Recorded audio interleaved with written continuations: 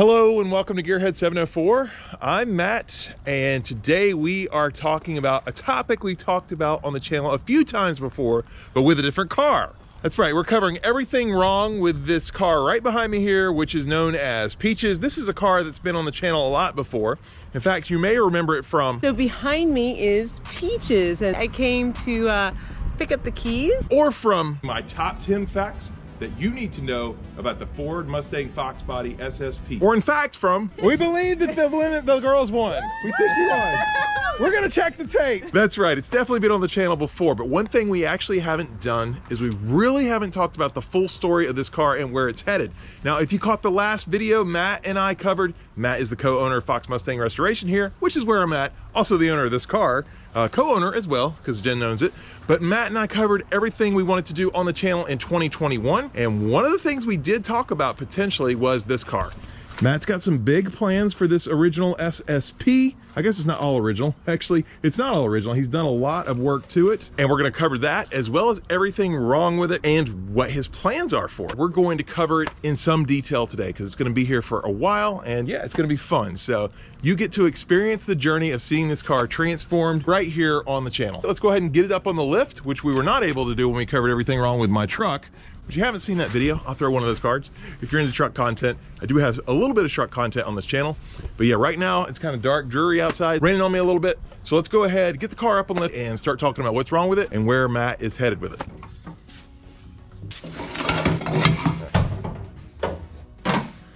All right, and there she is, guys, in all her glory. Mainly stock. Matt, what's going on here, man? This is the first thing we got to talk about. What is that? That right there? It was in the car when I got it. It was in, so there you go. you get to use that line a lot today if you don't like the stuff, because you were not the original owner of this car. That but wasn't. Yeah, obviously, guys, if you've been watching the channel for a while, this is Matt. This is his car. He's the owner of this business, and actually, it's kind of his car. It's Jen's car. I know. I said that. He hasn't seen that part of the video yet, guys, because you know this is real time. But I did say that at the intro, so you're good there. I have to correct myself a lot. Yeah. Stay on point, because I wouldn't mess with Jen. Anyway, yeah. So this car, you know, we just popped the hood, but I guess what we want to kind of talk about. You've already done a lot of work to it, you know. And I forgot the story, and we may have shared it here on the channel before, guys, but I want to go ahead and just restate it here. You originally got this. I know you bought a bunch of other cars at the same time. What's kind of the story of how you got the car? Basically got a call from a gentleman that had 5 FOXBODYs left over from a family member who had passed away, and he was looking for somebody to buy them. Yeah, one of them was, wasn't one of them that one right there? Correct, yep. Okay, and we got a whole video on that, your FHP, but okay, so that was one. So this came out of one of the lots of the cars. This is the one car that would actually start and drive up on the trailer. This is the one car I didn't have to use a tractor to pull it up onto the trailer. Ah, yeah. Did you have to put a battery in it at least? Oh yeah, okay. Definitely. But it would start on its own, under its own power, basically. Yes, okay. Yes, it would. Wasn't great. I had to do a tremendous amount of work to it, and it actually still needs a tremendous amount of work. But to get it to its daily driving status that I use it for now, I did quite a bit of work just to get it. That's a good point. That's a good point. You actually, guys, he daily drives this right now. Like you use it every day. Yeah. Which is why when we go through everything wrong, you're going to have to be very methodical and careful about when you restore it, because you guys use it. Right, exactly. Yeah, I mean, I'll take it, I run errands with it, 2 or 3 hour drives, you know, I drive it back and forth to work every day, half hour each way. I mean, yeah, dependable car, gives me no problems. It's a FOXBODY, and you love it, so. Yeah. Yep. I just wish it was a 5-speed, but yeah. And in fact, it is an automatic, which we covered before. But you rebuilt the transmission on it, right? Yeah. This is actually the very first AOD I ever rebuilt. Worked out. This is one of the 5 cars. You picked it up, the one that was working the best. And as far as the other 5 have all gone different locations, but that was what, about 2 years ago? Right around there. Okay. Right around there, yeah. All right. And since that time, you've already mentioned you rebuilt the transmission, but what else kind of got you to the car where it is today? I started to receipt on it just to keep track of what the retail would be, because initially I wanted to sell the car, and then after we started driving, after I got it running, we started driving it, we decided we wanted to keep it. Retail right now, there's about $10,000 worth of work into the car.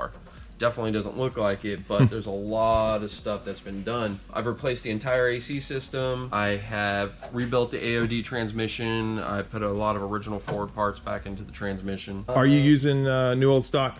on this one as much as you can? A lot of it I do, yeah. One thing I specifically use new old stock for is my sensors. Any sensors and actuators that the computer runs. TFI module, my ECT, my temp sending unit, my mass airflow sensor, my idle air control motor. Haven't had a problem with the TPS yet, but all those other ones, even the ignition module, I've replaced with all Ford new old stock parts. Even the mass airflow sensor. That mass airflow was actually a brand new one that's never even been rebuilt. That's an original production one, so I grabbed it for Peaches just to make sure that I could depend on it. Once I decided it was going to be my daily driver, I just wanted to replace everything that could be possibly worn out. I automatically went with the most common things, which are, you know, the ignition module, the idle air control motor. I just wanted to make sure the car was going to run right, and there's always had this little bit of a miss in the engine. This car sat for a long time as well, and each one of these components that I replaced affected the way that it ran a little bit. So the mass airflow sensor was probably dirty or starting to wear out. Because every component I replaced, the car ran a little bit better. I got better signals through my oscilloscope. The PIP sensor was a big one. The PIP sensor made one of the biggest differences, and that was, you know, the miss. And then I was able to use my oscilloscope to see the pattern, and instead of being a nice square wave, it would be like jagged, like squares with like little spikes and jags. So that was a sensor beginning to break down, and it was causing me a problem. Was it broken? Technically, yes. A lot of people wouldn't think it was broken because it was still running the car, but it wasn't running the car properly, and that's where I used my oscilloscope to see that the sensor was breaking down, still running the car, but it was definitely contributing to my problem. And I put that in, and it fixed probably 60% of the miss, and then I continued tracing it down to wiring problems. And right now, I'm to the point to where I need to put some new injectors on it and a new injector harness, and I think that's going to take care of the last of the problem. On the PIP sensor, you were mentioning the oscilloscope. That's the same kind of test we did on the 86 back there, right? Exactly, Recently. Same tool. Okay. I use the same tool. Yeah, that's one of the things that you know you're going to have to replace is the injector harness. And is it the harness itself, or you think you're going to have to replace injectors, or what are you thinking there? The injectors are working. I did take them out and clean them and ohm them out. I know they're all within the correct ohm range, and I know that none of them are clogged. However, I just want to ensure that this car is going to be running perfectly and I can drive it across country. So I am actually going to get new old stock injectors, and when I rebuild the motor, I'm just going to go ahead and put new injectors in it, so I don't have to worry about it. Well, that and your business is Fox Mustang Restoration, right? And so this is your personal car, so essentially your goal is to restore it, right? Yeah. So I mean, it makes sense. This is a Georgia State Trooper car. It will not be going back to service colors or service condition, right? But as far as the rest of it, it's going to stay the blue. We're going to repaint it, do the bumper covers. So it makes sense to me that you would replace things, you know, with NOS parts or whatever, what have you, if they're a little worn and not working perfectly. Right, exactly. And in my experience through a lot of the aftermarket electronics you get at the parts stores, a lot of them unfortunately just don't last very long. I've had ignition modules from the parts store literally last 5 miles. Yeah, we've experienced some things. I had 3 in a month last 5 to 15 miles before they crapped out. Yeah, so use the Ford part when you can. Right. Oh, you replaced the smog pump down there? What is that at the bottom? Yeah, I did. It's that's actually a new old stock smog pump. Wow, you don't see that very often, guys. Check that out. Put a new smog pump on his car. He's trying to be friendly to the environment there. That's pretty cool, though, actually. We wanted to stay stocked. I was actually able to get that smog pump cheaper, new old stock, than the current rebuilds that are like $250 now or something. Really? Like Wow. I thought that. It's because I don't think enough people are putting in cores when they would buy a new one, and they're basically running out of cores to rebuild. Same thing with the AC compressors. This year, we've towards the end of this summer, there was a shortage in AC compressors. Okay. And, yeah, I remember you replaced that on this too. And one of the big things that I'm still currently working on, and I think I've narrowed it down to the last of the problem, is the charging system. A lot of people think that the stock alternators on these cars suck. That's why they go to 3G. They actually don't. They worked fine for the car when it was new. What sucks on the car now is the electrical connections and other components. Because as those wires break down with corrosion, the terminals get, a little bit corroded, and other electronic parts start breaking down. That requires more amperage, which sucks power away. I've got a stock alternator back on, and whenever I put the alternator on, it was in total discharge, like below 12 volts running down the road. It was horrible. I started tracing down items that were drawing too much amperage. My ignition coil was actually taking a half a volt out of the charging system. It had broken down to the point to where it was requiring so much power to run, it was sucking power out of the system. Wow. That was a big change. And again, all these components worked. They just weren't working great. They're worn out, basically. Right. So I did. Kind of like my back, Matt, right? My back right now works, but it's not working great. Right, exactly. Can you replace my back? Oh, sorry. I can't help you there. All right. To fix the charging system, I removed all the grounds, sanded all the grounds all the way through the car. These are the headlight grounds. I did a new plug at the alternator, which actually... Oh yeah, that looks nice. I did an aftermarket plug, and I think that's where part of my problem is. So I'm just going to get a whole new harness and just do a whole new headlight harness. Plug. Okay. Yeah, with the Ford connector. Yeah, we just did one of those in my car too. So. Exactly. See, I feel like you were using me as a guinea pig for Peaches now for all this stuff, the headlight harness and the injector harness. You found me out. Yeah. Exactly. But the charging system was pretty interesting because it's like after the ignition coil, the fuel pump, the blower motor for the AC, all the grounds, and actually the electrical pigtail at the ignition switch. That actually got this car to, without the headlights on, this car at idle is a solid 14.5 volts. No problem. Wow. The only time I have a problem is when I turn the headlights on. It drops down to about 13.5 now at idle. It's almost 100% fixed. So I'm gonna do the headlight harness. So with the headlight harness is gonna be all the wiring for the headlights and the alternator, so that takes care of two problems at once. And I've got pigtails. I'm going to replace all the socket pigtails and the tail lights and the brake lights. Once I get that fixed, I should have 14.5 volts at idle no matter what's on. Wow. And it's all about fixing the system correctly. And I believe whenever the alternators start not working correctly and you're not getting the voltage, putting a bigger amperage alternator on there, you're band-aiding the problem. You're not fixing the problem in the car, you're just putting more power to it. And what that does is that actually heats up connections, and that's what melts harnesses. Yeah, and that could just destroy your harness. Right. Your brand new harnesses Right. you're adding. So if your vehicle does not charge properly with a stock alternator and you replace the alternator and it still didn't fix it, you have electrical problems within the rest of your car that need to be resolved. Yeah, and you and I were just talking about this too. A lot of people are starting to replace the computer systems in these cars, and really, it could probably just come down to, in a lot of cases, maybe just a harness, maybe the factory ECU, right? So those things do go bad after time. Maybe it's not the system that's bad. It worked at one point, right? Yeah. Maybe it's just Exactly. the over time. That's what it comes down to, you know. Ford paid millions of dollars to engineers to figure out how this stuff works, and the chances are me or any other mechanic's probably not going to engineer it much better. Yeah. Yep. No, I totally agree with that. You have convinced me of that in my time here so far. And How's your car run? My car runs pretty damn good right now. Yeah. So you've obviously already done a lot, like you said, 10 grand worth of, and is that 10 grand includes your labor as well? Is that right? Correct. Okay. Yeah. Like I said, we were going to sell the car, so I did a full-blown retail invoice with the parts at retail and my labor. Well, I can believe that you got that much in it because some guy I know has like 65,000 in his FOXBODY, so it's easy to do. It's a little easier than most people think. Yeah. Okay, well, yeah, that's pretty much all he's done under the hood here. One of the things I know, Matt, you mentioned to me, you are looking at replacing. You're going to put the factory air box back on it, get rid of this hot air intake. Yeah. Go back to the cold fender well intake, Exactly. right? Yeah, and a couple horses like that. Exactly. And then you need a battery tray over there, which, I know somebody that sells this. I think you sell them, right? Let me know. Give me his number. Okay, yeah. All right, well, we're going to get it up in the air, guys, and take a look underneath. We're at the back of the car here, and of course, I always look at the rear end first because that's the first thing, Matt, you had me replace all the cars. So I'm always like, I kind of know something about this. But have you done anything here at the back end already? No, this rear end is completely shot.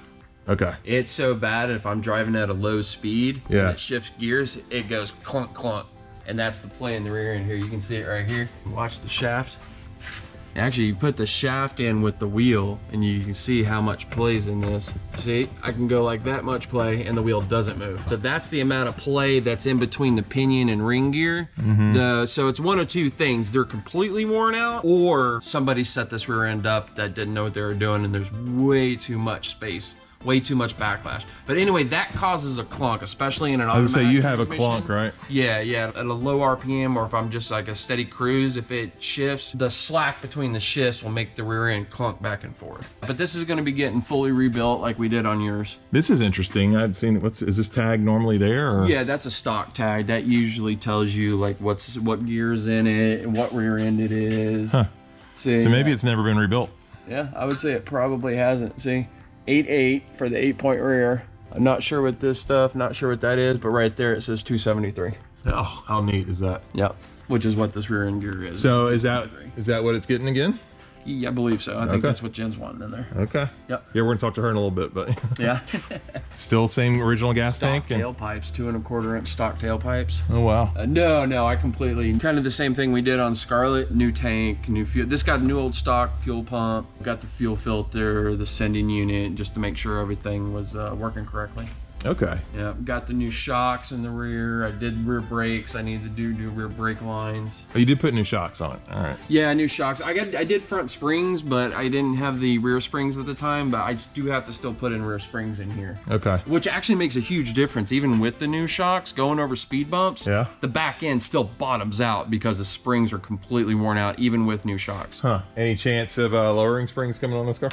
No, since the fronts are already stock. Yeah, that's true. Yeah. And I do notice now here they just welded in these Flowmaster mufflers, Yep. huh? Mm-hmm. Yeah, but you can see like how much smaller the diameter of the pipe is getting. Oh welded yeah, into look at that. Yeah. No, you're right. It is the original because look at this. Well, okay, maybe somebody replaced this part. I had to replace this because that was did you? completely rotted out. Okay. But it does have the 4-cat H pipe on it. Look at that. Still sounds pretty good though, actually.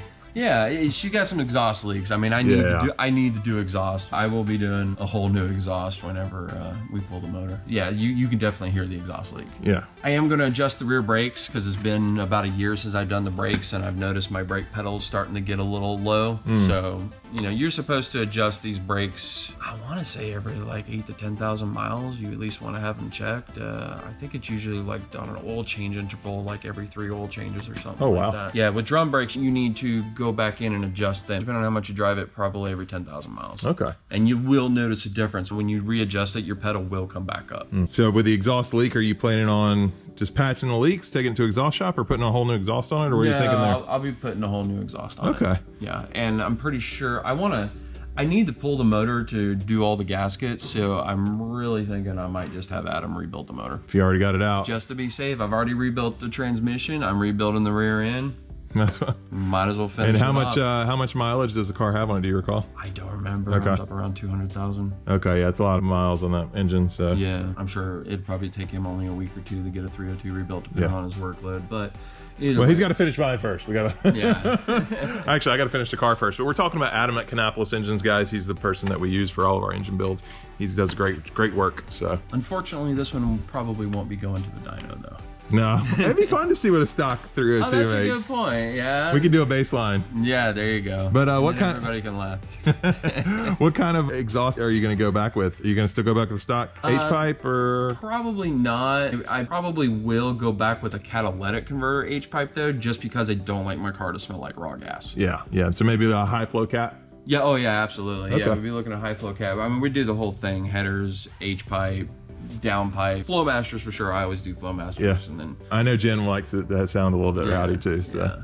Cool. Anything else that it needs back on this end back here, you think? Springs are the main thing. I know as far as body work, this is one of the things I'm really not looking forward to doing. Oh wow, yeah, look at that. Yeah, big dent in the rocker panel. So I'm probably gonna try to pull that out, and if I can't get it to look good pulling it out, I'll just end up cutting it, seaming it in a piece like we did with your A-pillars on your SSP. Okay. I am wanting to get her painted, you know, do all the moldings, do the quarter windows. I mean, having her look nice and proper. I just want to make sure I get the drivetrain dependable first, which it is dependable now. The only thing I really worry about is that rear end. But you know it's going to go. Whines. You can hear it driving down the road because it whines. Yeah, actually with your factory exhaust, I could hear more of the sounds. Like in my car, the exhaust is so loud I can't hear a lot of that. Although you still could. But yeah, you have a good mechanic's ear for that. But you need to rebuild your rear end. Yeah. Because say I drove your car home last night, and you're right, you can't hear anything, but I was able to feel clunking from your rear end at low speed. Yeah. I got to do that. I got to do a heater core. Come on, Matt, enough. Stop it. While we're back here, though, the wheels. What are you thinking about? Because these were obviously not the original SSP wheels. They did come on at this time. Actually, no, these weren't until 91. Yeah. Right. So what are you thinking there? I don't know. I'll see what Jen wants to do. See if she wants to go with custom rims, or we may just repowder coat these. I think some 10 holes, because it's an SSP, would look nice too. Yeah, potentially. But you'll have to it's not my car. Yeah, well, all right, fine. We're gonna ask Jen when we bring her out here. Okay, well, let's move on to the front area. We moved up to the front, and first thing I notice is all this oil leaking right here down here. And I did check the valve cover, and my valve cover's dry and it doesn't get wet into the oil pan, so I've got a really bad oil pan gasket back here. At least you don't have a hole in your oil pan like I did up That's here. true. Like Yeah. right here. Yeah. But oh yeah, the front of it actually looks pretty dry. I don't know if this is just dirt or grime. Oh no. Now I got dirty. A lot of that may be from oil changes too. You know, people just spilling the oil and stuff. The whole engine needs to be resealed. It doesn't necessarily need to be rebuilt. I think I'm just gonna do it. Like I said, you know, if I decide to drive to Florida or you know, wherever, I can drive it across country and not be worried about it. We ought to take it out to California one day. Okay. We can do that. Other stuff that needs, obviously an oil pan gasket. I definitely need a new starter and flex plate. For people who don't know, on an automatic, it's called a flex plate. On a 5-speed, it's called a flywheel. Oh, okay. Yeah, so I didn't realize those are that. the differences. But the teeth on the flex plate that match up to the starter and or the starter is pretty raunchy because this thing sounds pretty rough when you start it. So we can fix that just by putting those new pieces in there. Made your car sound much nicer when we did that. Yeah. I'm not too worried about the engine or anything really attached to the engine right now. I've went through that pretty thoroughly. What I'm looking at today is suspension and steering components. Sway bar bushings are starting. My sway bar end link bushings are pretty much toast. This one feels like it may actually be bent up there. My sway bar mounting bushings are split open on both sides. I think my vertible was the same way. Yeah, that can cause a clunk when you go over a big bump. Bang bang, and make a pretty good clunk. Again, like you go right here, anytime you see a screw or a hex bolt in the bottom of a tie rod, those are original tie rods. That's a factory Ford tie rod. So whether they're loose or not, I'm gonna replace them. Yeah, they're like 30 plus years old. So Right. So this one, I got, yeah, they seem pretty tight, but I'm gonna go ahead and replace them. I did do the ball joints.